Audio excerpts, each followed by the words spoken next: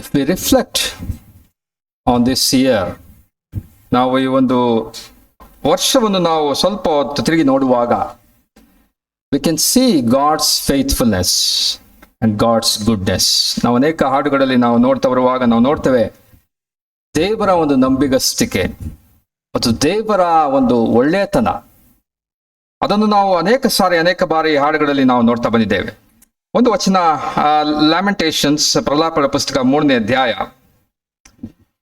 22 ಮತ್ತು 23ನೇ ವಚನ, chapter 3 verse 22 and 23. ನಾವು ಉಳಿದಿರುವುದು ಯೆಹೋವನ ಕರುಣೆ, ಆತನ ಕೃಪಾವರಗಳು ನಿಂತು ಹೋಗು, ದಿನ ದಿನವೂ ಹೊಸದಾಗಿ ಒದಗುತ್ತವೆ, ನಿನ್ನ ಸತ್ಯ ಸಂಧತಿಯು ದೊಡ್ಡದು. ಈ ಒಂದು ಸಮಯದಲ್ಲಿ ನಾವು ಆಲೋಚನೆ ಮಾಡ್ತಾ ಬರುವಾಗ ಇಲ್ಲಿ 3 ಪ್ರಾಮುಖ್ಯವಾದ ಅಂಶ ಅಲ್ಲಿ ನಾವು ನೋಡುವಾಗ, ದೇವರ ಕರುಣೆ, mercy of god, loving kindness of god. ಆಮೇಲೆ ನಾವು ನೋಡ್ತೇವೆ ಕೃಪಾವರ ಎಂಬುದಾಗಿ ನೋಡ್ತೇವೆ, ಕಂಪ್ಯಾಷನ್ ಆಫ್ ಗಾಡ್, ದೇವರ ಒಂದು ಕೃಪಾವರಗಳು. ಈ ಒಂದು ಕೃಪಾವರ ಎಂಬುದಾಗಿ ನಾವು ಆಲೋಚನೆ ಮಾಡ್ತಾ ಬರುವಾಗ ಆ ಒಂದು ಪದ, ಇಟ್ಸ್ ಆಕ್ಚುಲಿ ವೂಂಬ್, ಗರ್ಭ ಎಂಬಂತ ಒಂದು ಪದ. It's A moving out in the heart, out of love for another. ಇನ್ನೊಬ್ಬರ ಒಂದು ಪ್ರೀತಿಯ ದೆಸೆಯಿಂದ ಹೃದಯ ಅಲ್ಲಿ ಅದು ಮೂವ್ ಆಗುವಂತ ಒಂದು ಸಂಗತಿಯನ್ನು ಅದು ತಿಳಿಸುವಂತ ಕಂಪ್ಯಾಷನ್ ಆಫ್ ಗಾಡ್. ಆಮೇಲೆ ಅದು ನಾವು ತಿಳಿಸುವಂತ ಒಂದು ಸತ್ಯಸಂಧತೆ ಎಂಬುದಾಗಿರುವಾಗ ಗಾಡ್ಸ್ ಫೇತ್ಫುಲ್ನೆಸ್. ಈ ಒಂದು ವರ್ಷವೂ ಕೂಡ ದೇವರು ಅದ್ಭುತವಾದ ರೀತಿಯಲ್ಲಿ ನಂಬಿಗಸ್ತನಾಗಿ ಆತ ನಡೆಸ್ತಾ ಬಂದಿದ್ದಾನೆ. ಆತನ ಸತ್ಯಸಂಧತೆ, ಗ್ರೇಟ್ ಇಸ್ ದೈ ಫೇತ್ಫುಲ್ನೆಸ್ ಎಂಬುದಾಗಿ ಇಲ್ಲಿ ಭಕ್ತನು ಅಲ್ಲಿ ಹೇಳುವಂತ ಒಂದು ಸಂಗತಿಯನ್ನು ನೋಡ್ತೇವೆ. When you think of God's faithfulness, ದೇವರ ಒಂದು ಸತ್ಯಸಂಧತೆ ಅಥವಾ ನಂಬಿಗಸ್ತಿಕೆ ಕುರಿತಾಗಿ ನಾವು ನೋಡುವಾಗ, it is already established in heaven. 79ನೇ ಕೀರ್ತನೆಯಲ್ಲಿ ನಾವು ನೋಡ್ತೇವೆ, it is established in the heavens, ಅದು ಪರಲೋಕದಲ್ಲಿ ಸ್ಥಾಪಿಸಲ್ಪಟ್ಟಿದೆ ಎಂಬುದಾಗಿ ನೋಡ್ತೇವೆ. ನಾವು ನಮ್ಮ ಒಂದು ಜೀವಿತಗಳಲ್ಲಿ ನಾವು ಆಲೋಚನೆ ಮಾಡ್ತಾ ಬರುವಾಗ, many times we were unfaithful to God in this year. ಅನೇಕ ಸಾರಿ ನಾವು ದೇವರಿಗೆ ಅಪನಂಬಿಸ್ತರಾಗಿ ನಾವು ಜೀವಿಸ್ತಾ ಒಂದು ವೇಳೆ ಬಂದಿದ್ದೇವೆ. ನಾವು 2ನೇ ತಿಮೋತಿನ ಪುಸ್ತಕಕ್ಕೆ ಬಂದ್ರೆ, 2 Timothy chapter 2, 2ನೇ ತಿಮೋತಿನ ಪುಸ್ತಕ 2ನೇ ಅಧ್ಯಾಯಕ್ಕೆ ಬಂದ್ರೆ ಅಲ್ಲಿ ನಾವು ನೋಡ್ತೇವೆ 13ನೇ ವಚನ, ನಾವು ಅಪನಂಬಿಗಸ್ತರಾಗಿದ್ದರೂ ಕೂಡ ಆತನು ನಂಬಿಗಸ್ತನಾಗಿಯೇ ಇರುವುದು. Even though we were unfaithful many times in this year, God still was faithful in all his dealings. ಎಷ್ಟು ಸಾರಿ ಒಂದು ವೇಳೆ ನಾವು ಆಲೋಚನೆ ಮಾಡ್ತಾ ಬರುವಾಗ, how many times we have been unfaithful? ಎಷ್ಟು ಸಾರಿ ನಾವು ಅಪನಂಬಿಗಸ್ತರಾಗಿ ನಾವು ಜೀವಿಸಿದ್ದೇವೆ. ಎಷ್ಟು ಸಾರಿ ನಾವು ಒಂದು ವೇಳೆ ವಾಕ್ಯವನ್ನು ಕೇಳಿ ಅದರ ಪ್ರಕಾರ ನಡೆಯದೆ ನಾವು ನಮ್ಮ ಇಷ್ಟ ಬಂದ ಹಾಗೆ ನಾವು ದಾಟಿ ಹೋಗಿದ್ದೇವೆ. ಎಷ್ಟು ಸಾರಿ ನಾವು ಆತನನ್ನು ನೋಯಿಸಿದೆ, ಪವಿತ್ರಾತ್ಮ ನಾವು ದುಃಖಪಡಿಸಿದ್ದೇವೆ. Still God was faithful to us. ಆದರೂ ಕೂಡ ದೇವರು ನಂಬಿಗಸ್ತನಾಗಿ ಆತನಿದ್ದಾನೆ. ಆತನು ತನ್ನ ಸ್ವಭಾವಕ್ಕೆ ವಿರುದ್ಧವಾಗಿ, it's his character, the faithfulness of God ಎಂಬುದಾಗಿರುವಾಗ ಅದು ಆತನ ಒಂದು ಸ್ವಭಾವ, ಆ ಕ್ಯಾರೆಕ್ಟರ್ ಕುರಿತಾಗಿ ನಾವು ನೋಡುವಂತರಾಗಿದ್ದೇವೆ. ಮಾತ್ರವಲ್ಲ, the faithfulness of god is eternal, ಅದು ನಿತ್ಯತ್ವಕ್ಕೆ ಇರುವಂತಹ ಒಂದು ಆ ನಂಬಿಗಸ್ತಿಕೆ ನಾವು ನೋಡ್ತೇವೆ. ನಾವು Psalms 119 ನೋಡುವಾಗ 90 ವಚನ ನೋಡುತ್ತರಾಗಿದ್ದೇವೆ, it endures to all generations. ಎಲ್ಲಾ ಸಂತತಿಗೆ ಅದು ತೋರಿಸುವಂತ, ಎಂಡ್ಯೂರ್ ಆಗುವಂತ ಒಂದು ಸಂಗತಿ ಎಂಬುದಾಗಿರುವಾಗ ದೇವರ ಒಂದು ನಂಬಿಗಸ್ತಿಕೆ. ಇಸ್ರಾಯೇಲರನ್ನು ಆ ನಂಬಿಗಸ್ತನಾಗಿ ನಡೆಸಿದಂತ ದೇವರು ಆ ಕಾನಾನ್ ದೇಶಕ್ಕೆ ಆತ ನಡೆಸುವಾಗ 40 ವರ್ಷಗಳು ಆತನು ಅವರನ್ನು ಪೋಷಿಸಿ ಸಂರಕ್ಷಿಸಿ ನಂಬಿಗಸ್ತನಾಗಿ ಆತ ನಡೆಸನು.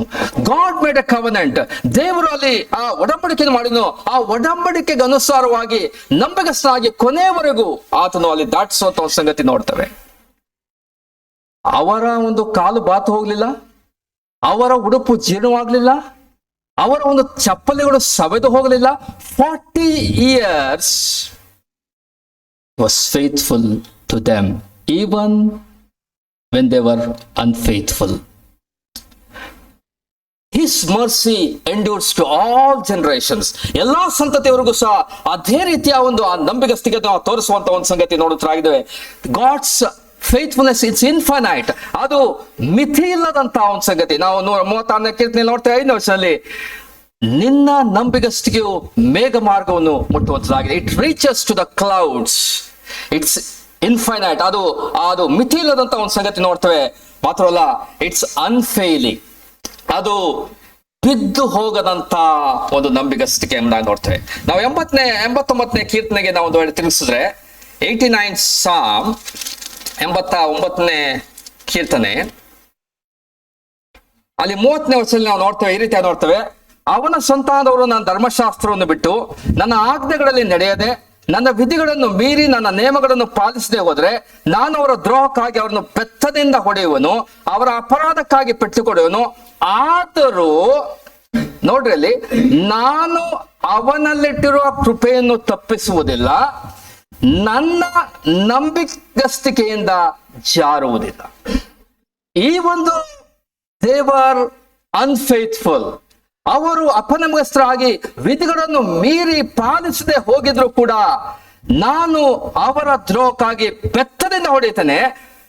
I discipline them, but I will show mercy and faithfulness. ಆ ಒಂದು ನಂಬಿಗಸ್ತಿಕೆಯಿಂದ ನಾವು ಎಂದಿಗೂ ಸಹ ಜಾರುವುದಿಲ್ಲ, ಕೃಪೆ ಅದು ನಾನು ತಪ್ಪಿಸುವುದಿಲ್ಲ ಎಂಬುದಾಗಿ ಆತ ಹೇಳುವಾಗ we can see how god is faithful to us. Even though he disciplines us, he is still faithful. ಆತ ನಮಗೆ ಅನೇಕ ಸಾರಿ ಆತನು ನಮಗೆ ಶಿಕ್ಷಣವನ್ನು ಕೊಟ್ಟರು ಕೂಡ, ಶಿಕ್ಷೆಯನ್ನು ಕೊಟ್ಟರು ಕೂಡ ಆತನು ನಂಬಿಗಸ್ತನಾಗಿ ಆತನ ಇರುವಂತವನು ಆತನಾಗಿದ್ದಾನೆ. he is faithful in forgiving our sins. ಆತ ನಮ್ಮ ಪಾಪಗಳನ್ನು ಕ್ಷಮಿಸುವುದಕ್ಕೆ ಆತ ನಂಬಿಗಸ್ತನಾಗಿದ್ದಾನೆ. he is faithful in establishing and keeping us from evil. ಆತನು ಕೆಡುಕನಿಂದ ತಪ್ಪಿಸುವುದಕ್ಕೋಸ್ಕರವಾಗಿ ಆತನು ನಂಬಿಗಸ್ತನಾಗಿ ಆತನಿಂದ. ನಾನು 2 ಪುಸ್ತಕ 3ನೇ ವರ್ಷದಲ್ಲಿ ಅದನ್ನು ನೋಡುವಂತರಾಗಿದ್ದೇವೆ. Faithful in times of testing, ನಮ್ಮ ಶೋಧನೆ ಆಗುತ್ತಲೇ ತಪ್ಪಿಸಿಕೊಳ್ಳುವಂತ ಮಾರ್ಗವನ್ನು ಆತ ಸಿದ್ಧ ಮಾಡುವಂತನಾಗಿದ್ದಾನೆ. It is his faithfulness. ದೇವ್ರ ನಂಬಿಗಸ್ತಿಕೆ ಎಂಬುದಾಗುವಾಗ ನಾವು ಅನೇಕ ಸಾರಿ ಶೋಧನೆಗೆ ಒಳಗಾಗುವಾಗ ಅದಕ್ಕೆ ತಪ್ಪಿಸುವಂತ ಒಂದು ಮಾರ್ಗವನ್ನು ಆತ್ಮ ಸಿದ್ಧಪಡಿಸುವಂತನಾಗಿದೆ. ನಮಗೆ ಶಕ್ತಿ ಮೀರುವಂತ ಶೋಧನೆ ಬರುವಾಗ ಅಯ್ಯೋ ನನಗೆ ಆಗ್ತಾ ಇಲ್ಲ ಎಂಬುದಾಗಿರುವಾಗಲೂ ಕೂಡ ಅದ್ಭುತವಾದ ರೀತಿಯಲ್ಲಿ ದೇವರ ಒಂದು ಮಾರ್ಗವನ್ನು ಸಿದ್ಧ ಮಾಡುವಂತನಾಗಿದ್ದಾನೆ. ಇಟ್ಸ್ ಹಿಸ್ ಫೇತ್ಫುಲ್ನೆಸ್, ಆತನ ಒಂದು ನಂಬಿಗಸ್ತಿಕೆ ಕುರಿತಾಗಿ ನಾವು ನೋಡುವಂತರಾಗಿದ್ದೇವೆ. ಮಾತ್ರವಲ್ಲ, 5:24 ನೋಡ್ತೇವೆ, he is faithful in preserving us for the future. ಆ ಭವಿಷ್ಯತ್ತಿನಲ್ಲಿ ಆ ಮುಂದೆ ಆಗುವಂತಹ ಆ ಶ್ರೇಷ್ಠವಾದಂತಹ ಭಾಗ್ಯಕ್ಕೆ ನಡೆಸೋದಕ್ಕೋಸ್ಕರವಾಗಿ ಆತನು ನಂಬಿಗಸ್ತನಾಗಿ ಆತನಿರುವಂತವನು ಆತನಾಗಿದ್ದಾನೆ. ಪ್ರೇರೆ, ಈ ಒಂದು ಸಮಯದಲ್ಲಿ ನಾವು ಆಲೋಚನೆ ಮಾಡ್ತಾ ಬರುವಾಗ God is faithful so much. What about our faithfulness to God? ಈ ವರ್ಷವೆಲ್ಲ ಒಂದು ವೇಳೆ ನಾವು ಅನೇಕ ಸಾರಿ ನಾವು ಅಪನಂಬಿಗಸ್ತರಾಗಿ ನಾವು ಜೀವಿಸಿರ್ಬೋದು, ಅನೇಕ ಸಾರಿ ಆತ ದುಃಖಪಡಿಸಿರ್ಬೋದು. ಆದ್ರೆ what about our faithfulness in a coming days? ನಾವು ಮುಂದಿನ ದಿನಗಳಲ್ಲಿ ಯಾವ ರೀತಿ ನಾವು ನಂಬಿಗಸ್ತರಾಗಿ ನಾವು ಜೀವಿಸುವಂತವರು ಆಗಿದ್ದೇವೆ? ನಾವು ಇಬ್ರಿಯ ಪತ್ರಿಕೆ 3ನೇ ಅಧ್ಯಾಯದಲ್ಲಿ ನೋಡ್ತೇವೆ, 3ನೇ ಅಧ್ಯಾಯ 2ನೇ ವಚನ, ಮೋಶೆ ದೇವರ ಮನೆಯಲ್ಲೆಲ್ಲ ಆತನು ನಂಬಿಗಸ್ತನಾಗಿದ್ದ. He was faithful in God's house as Christ was faithful to the Father. ಯೇಸು ಸ್ವಾಮಿ ಯಾವ ರೀತಿಯಲ್ಲಿ ಆತನು ತಂದೆಗೆ ಆತನು ನಂಬಿಗಸ್ತನಾಗಿದ್ದನು, ಆ ರೀತಿಯಲ್ಲಿ ಮೋಶೆಯು ಕೂಡ ನಂಬಿಗಸ್ತನಾಗ್ತಾನೆ. What a testimony by God himself that he was faithful in all his house. ನನ್ನ ಮನೆಯಲ್ಲೆಲ್ಲ ನಂಬಿಗಸ್ತನ ಎಂಬುದಾಗಿ ಆತ ಕುರಿತಾಗಿ ಇಡಬೇಕಾದ್ರೆ what about you and me? ನನ್ನ ಕುರಿತಾಗಿ ನಿನ್ನ ಕುರಿತಾಗಿ ಆತ ಹೇಳಿರ್ತಾನೆ. He is faithful in what I have given him to do ಎಂಬುದಾಗಿ ಆತ ನನ್ನ ಕುರಿತಾಗಿ ಆತ ಹೇಳ್ತಾನೋ. ನಮ್ಮ ಪ್ರತಿಯೊಬ್ಬರ ಕುರಿತಾಗಿ ಈಸ್ ಫೇತ್ಫುಲ್ ಎಂಬುದಾಗಿ ಆತ ಹೇಳುವುದಕ್ಕೆ ಸಾಧ್ಯ ಉಂಟು ಪ್ರಿಯರೇ? ಈ ಒಂದು ಸಮಯದಲ್ಲಿ ನಾವು ಕ್ಷಣದಲ್ಲಿ ನಾವು ಆಲೋಚನೆ ಮಾಡ್ತಾ ನಮ್ಮನ್ನು ಅವಲೋಕಿಸಿಕೊಳ್ಳುವಂತರಾಗೋಣ. ಇನ್ನು ಮುಂದಾದರೂ ಕೂಡ may God help us to be faithful in what God has entrusted us. ದೇವರು ನಮಗೆ ಕೊಟ್ಟಂತ ಒಂದು ಜವಾಬ್ದಾರಿಗಳು, ಅದು ಯಾವುದೇ ಜವಾಬ್ದಾರಿ ಇರ್ಬೋದು, ತಂದೆ ತಾಯಿಗಳ ಜವಾಬ್ದಾರಿ ಇರ್ಬೋದು, ಅಥವಾ ಆ ಒಂದು ಸೇವೆ ಒಂದು ಜವಾಬ್ದಾರಿ ಇರ್ಬೋದು, ಅಥವಾ ಇಂಡಿವಿಜುವಲ್ ಆಗಿರುವಂತ ಅನೇಕ ಒಂದು ಕೆಲಸ ಕಾರ್ಯಗಳಾಗಿರ್ಬೋದು, ನಮ್ಮ ಕೆಲಸದಲ್ಲಿ, ವೃತ್ತಿಯಲ್ಲಿ, ಉದ್ಯೋಗದಲ್ಲಿ, what ever it may be. May God help us to be faithful in what God has entrusted us. ಆತನು ನಾವು ನಂಬಿಗಸ್ತರಾಗಿ ಜೀವಿಸುವಾಗ ಆತನು ನಮಗೆ ಬೇಕಾದಂತ ಕೃಪೆಯನ್ನು ಆತನು ಗ್ರಹಿಸುತ್ತದೆ. ಮೋಶೆಯ ಒಂದು ಜೀವಿತವನ್ನು ನಾವು ಆಲೋಚನೆ ಮಾಡುವಾಗ ಗಾಡ್ ಎಂಟ್ರಸ್ಟೆಡ್ ಎ ಡಿಸೈನ್. ಆ ಟ್ಯಾಬರ್ನಕಲ್ ಮಾಡುವಾಗ ಈ ಗುಡಾರ ಇದೇ ರೀತಿಯಲ್ಲಿ ಮಾಡಲ್ಪಡಬೇಕೆಂಬುದಾಗಿ ಹೇಳುವಾಗ many times V C Moses did as lord commanded him. ಮೋಶೆ ದೇವರು ಹೇಳಿದಂತ ರೀತಿಯಲ್ಲೇ ಆತನದನ್ನು ಮಾಡಿದ ಎಂಬುದಾಗಿ ನೋಡುವಂತರಾಗಿದ್ದೇವೆ. ಮಾತ್ರವಲ್ಲ, ಈಸ್ ಫುಲ್ಫಿಲಿಂಗ್ ಡ್ಯೂಟೀಸ್, ಈ ಒಂದು ಕರ್ತವ್ಯವನ್ನು ನಿರ್ವಹಿಸೋದ್ರಲ್ಲಿ ಆತ ನಂಬಿಗಸ್ತನಾಗಿದ್ದಂತ ಒಂದು ಸಂಗತಿಯನ್ನು ನಾವು ನೋಡುವಂತರಾಗಿದ್ದೇವೆ. ಮಾತ್ರವಲ್ಲ, in maintaining discipline also he was faithful to God. ಆ ಒಂದು ಸೀನಾಯಿ ಬೆಟ್ಟದಿಂದ ಆತ ಬರುವಾಗ ವಿಗ್ರಹದಲ್ಲಿ ಅವರು ಆಸಕ್ತರಾಗಿರುವಂತಹ ಒಂದು ಸ್ಥಿತಿ ಅಲ್ಲಿ ಉಂಟಾಗುವಾಗ ಅಲ್ಲಿ he shows separation there, disciplining he shows there. ಆ ಒಂದು ನಂಬಿಕಸ್ತಿಕೆಯನ್ನು ನಾವು ನೋಡುತ್ತಾ ಪ್ರೇರೆ, ನನ್ನ ಆತ್ಮಿಕ ಜೀವಿತದಲ್ಲಿ we have to be faithful in what God has interested us.